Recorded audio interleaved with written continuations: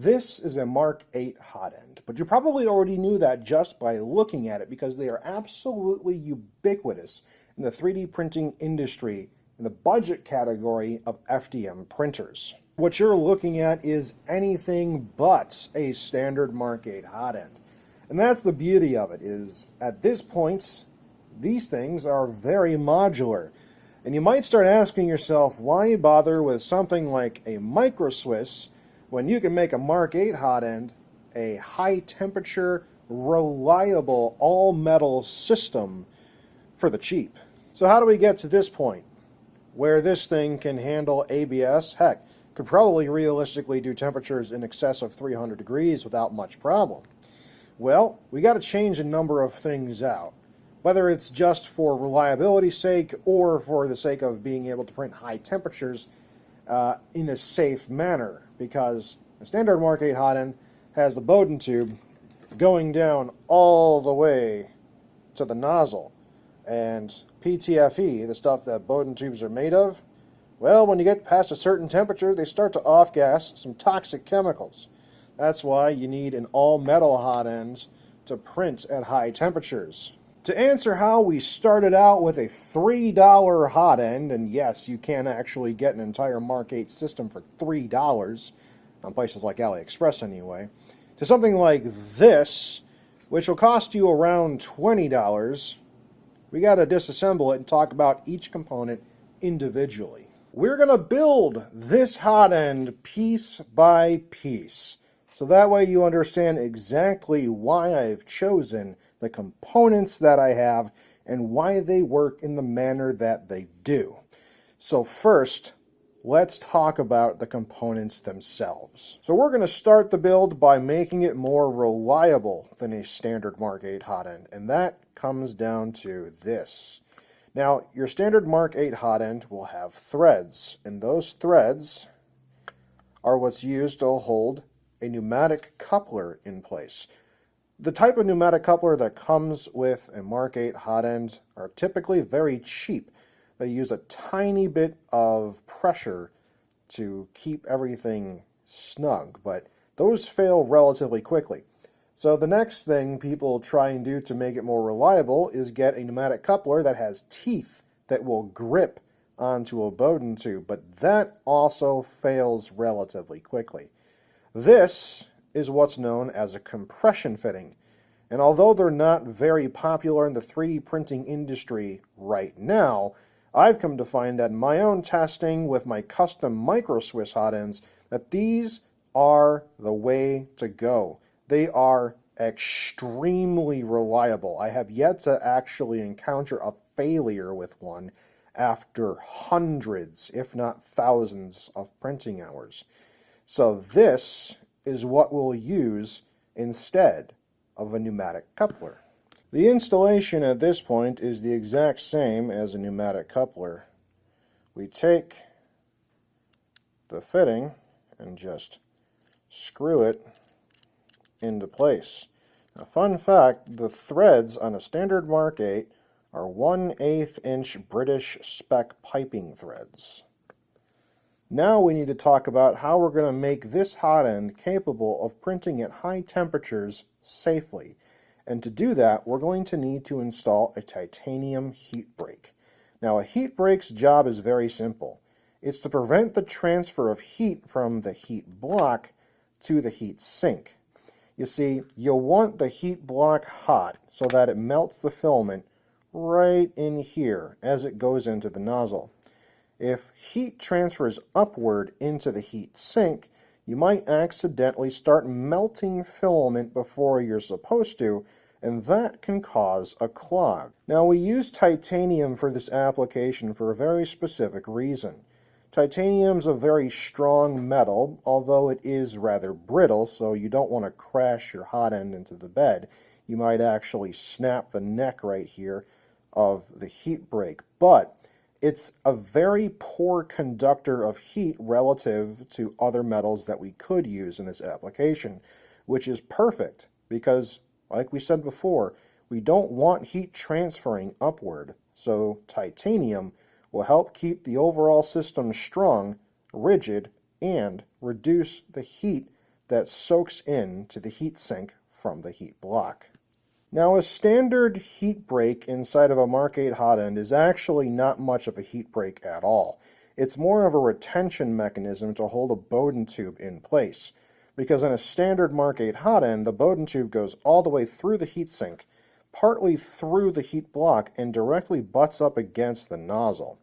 We're going to make this system completely full metal, so that way the Bowden tube stops right up here and doesn't go anywhere near the heater block. To install a heat break like this into a Mark 8 hot end is pretty simple. We're going to take a look on the underside, and you'll see that this heat break, which is designed for a Mark 8 hot end, will slide nicely into place. And we're going to focus the camera.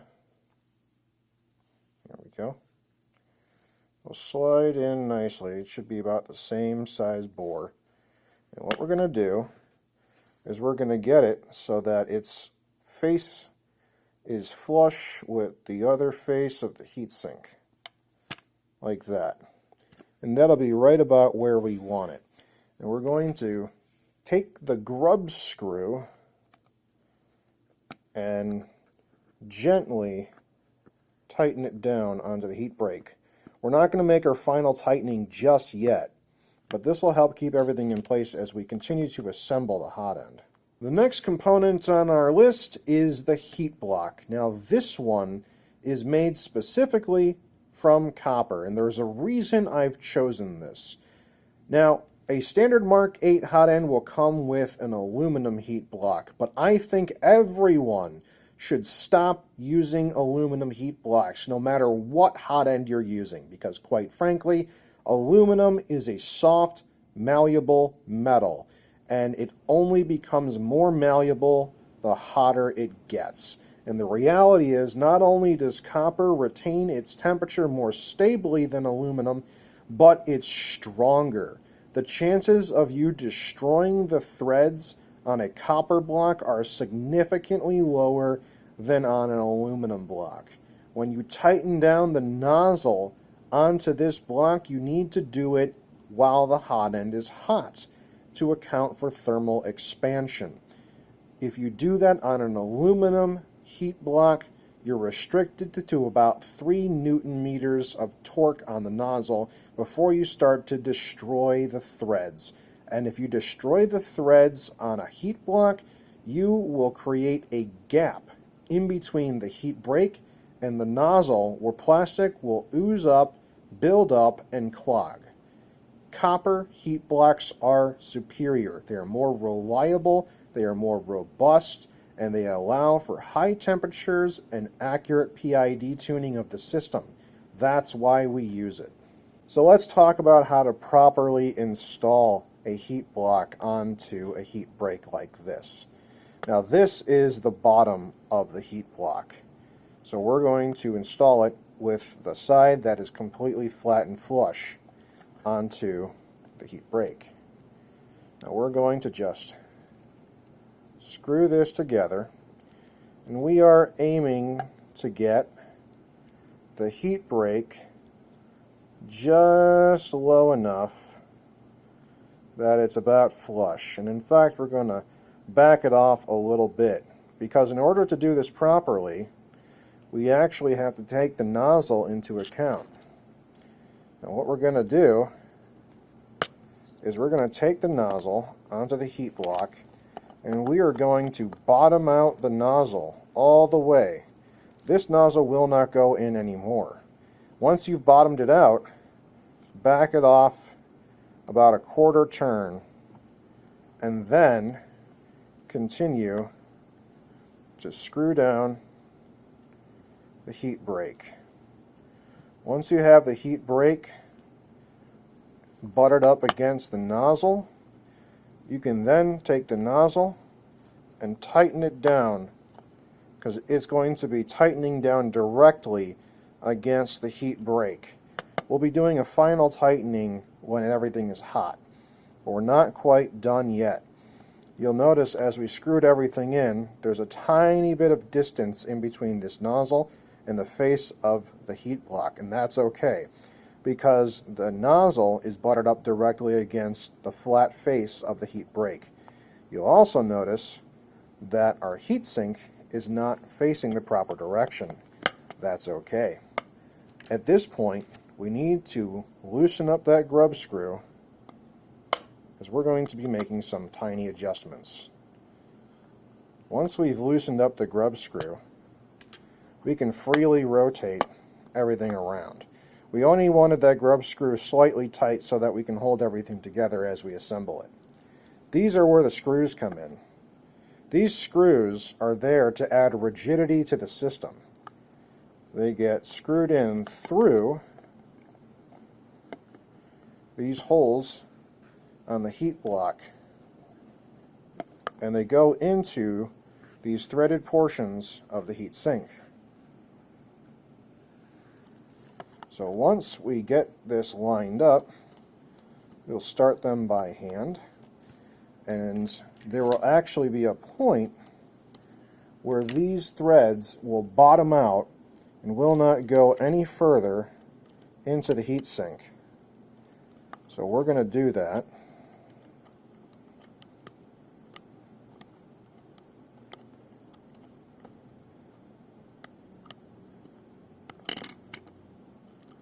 Almost there. And that's one of them. There will be two. As you can see, we got on one side. And we are now going to do the exact same thing to the other side. I'm going to try and focus the camera here. There we go.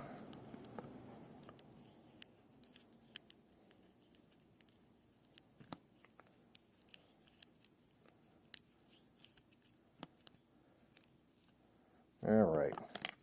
Now, what you'll see is that the screws bottom out on one of the bottom fins of this heatsink. And you'll also notice that the heat block moves up and down. That's because the grub screw on the front that holds the heat break is loose. So at this point, we want to pull the heatsink and the heat block away from each other. Once you have those two components pulled away from each other, at this point we can do a final tight down of that grub screw. And now the system is in place and it's very rigid. There will be no flexing in this system. And that's important because, as we were saying before, titanium is a strong metal, but it is a brittle metal. If we ever encounter a problem where this hot end were to crash into the bed or were to get caught on something and get stuck, we would rather that force be transferred to these screws rather than the heat break, because the heat break, being titanium, is brittle and is more likely to snap off than these metal screws, which are made of stainless steel. So we're just about done installing the individual components that make up this hot end. The last thing we're going to talk about is the nozzle. This is an M2 hardened steel nozzle, and the reason we're using this instead of brass is, one, this is going to handle high temperatures a lot better than brass, because brass, much like aluminum, is soft and malleable. But on top of that, if we're going to be printing with high temperature filaments, that opens up the door to use things like carbon fiber or glow in the dark, which those types of filaments are highly abrasive, and even just doing a short print could widen the diameter of the inner bore of the nozzle if it's made of brass and completely mess up your print, because that 0.4 millimeters that we have installed here can slowly become 0.5, 0.6, 0.7, and so forth as the abrasive filament wears away the inner part of the nozzle. So M2 hardened steel nozzles are easy enough to find, and they're plenty cheap nowadays. Really just a matter of tightening it down by hand. Once this is installed on the printer and you get it up to temperature, we're going to do a final tightening to ensure that we account for thermal expansion and make sure that this nozzle isn't going anywhere. Remember, it's metal butted up directly against metal on the heat break. So any gap in between those two surfaces of the nozzle and the heat break will allow plastic to ooze in between it and cause a clog. So remember, thermal expansion is your friend and also your enemy, but it's easy enough to account for. You just tighten everything down when it's hot. And that's how we go from a cheap Mark 8 Hotend that was only capable of printing PLA to an all-metal Mark 8 Hotend that's capable of high-temperature printing with abrasive filaments while being reliable as a Bowden system.